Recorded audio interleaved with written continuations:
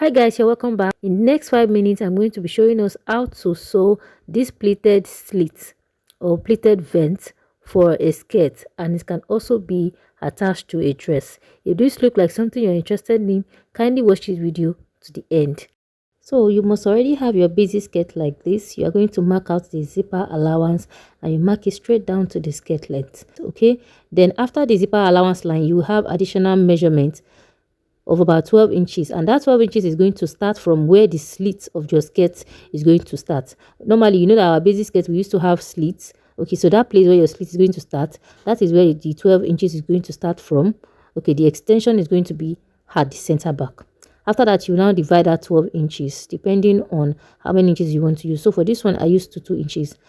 I would suggest use 3 inches so that when you want to pleat and iron it, to be easier for you to open up. Do not use less than 2 inches, okay, to make it more easier. Then you're going to mark from that slit area down to the skirt length. So when I'm done, this is what it looks like. You're going to mark from the beginning down like so. Then after that, you take it to your sewing machine and you're going to stitch from the waist down to the skirt length. You follow the zipper allowance line just like you see me doing, and you stitch down to the skirt length. Once you are done sewing like that, you now sew on all the lines that you draw earlier. The lines that you drew earlier, you are going to stitch on all of the lines exactly the way I am doing. So after you are done sewing, the next thing is to take the pressing table, your ironing table, and you start folding the 2 inches, or even if it's 3 inches. That is why I suggest 3 inches. Even if you use 3 inches, you're still going to get what you want. Just like the way I open up this part, I hope you see the way I open it up. That is how you are going to open it up.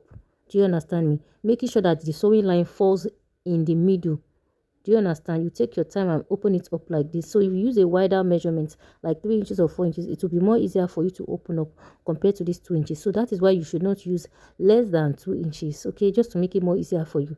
Okay, if you use your 3 inches or 4 inches, you are still going to get your pleat. It might not be too much, but you are still going to get your pleat at the back. So you make sure that you fold it carefully like so, and you are going to iron it like that immediately, so as to maintain the folding and also to give you your crease line. Do you understand?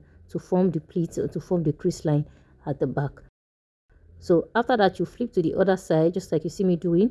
Then you are going to fold it again carefully like you folded the previous side. Then you iron it. You iron it immediately just to put it in place, and that's how you're going to continue for all of the lines that you have. Do you understand? That's how you're going to continue for all of the lines till you finish all of the lines that you have. So guys, now I'm done doing everything, and this is what it's going to look like. Everything is just going to be falling on each other like so. Then you press it once again. So from the slit area down to the skirt length, that's how it's going to sit. Do you see how flat it is on each other? Yeah, now we're going to take it to our sewing machine and we're going to stitch on this line. Okay, we're going to stitch it down. So it is two ways. It is either you stitch it in a way that is going to show on the other side, or you stitch it in a way that is not going to show. So I'm going to show us how to stitch it in a way that's not going to show. Okay, you turn it around this way. I hope you see the way I turn it around. You are going to pick the fabric this way, all of the pleats. You are going to fix it like this. Then you are going to stitch from the edge down to the center line. Okay, this sewing line here, that is where you are going to stop your sewing.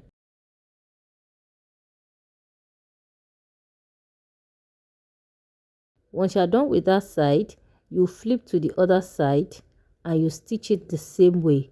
Okay, you will see the remaining half part of it. Okay, you're going to flip to the other side again, pick all of the fabric, make sure you pick all of the pleats. Then you're going to stitch from the edge to the center line again. Okay, make sure it does not cross that line so that it will not be picking fabric under it. So now the next thing you want to do is to loosen all of these threads.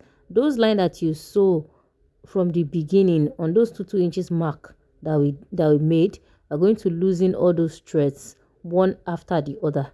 Okay, so the very first line, which is the one that is coming from the zipper allowance from the waist down to the skirt length, the very first line here, this line here, you make sure you loosen it up to where that pleat stop.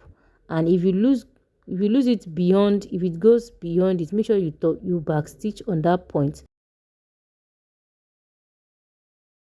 So guys, after you are done, this is what it's going to look like. As you can see, you're losing the thread and everything is just going to fall out again. So you have your crease line, you have your pleats in that. So after that, you take it to your pressing table again, you rearrange it and give it another press again. Although it's not necessary, but if you have a chance, you can simply just go ahead and press it again. You arrange it very well so that you will not scatter the crease line you already have. Okay, this is just going to be like a last touch to it. Then once you are done, you join the front to the back, you fix your zip, you fix your waistband, or you join the upper bodice if it is going to be a dress. Okay, so guys, this is what we have at the end. This is what exactly is going to look like. Thank you very much for watching this tutorial. Please give this video a thumbs up by clicking on the like button. Share this video so that we can reach people that might need this tutorial as well. Do not forget to subscribe to the channel, and if there's any video tutorial request you have, drop in the comment section. Till we meet again in my next one. Bye bye.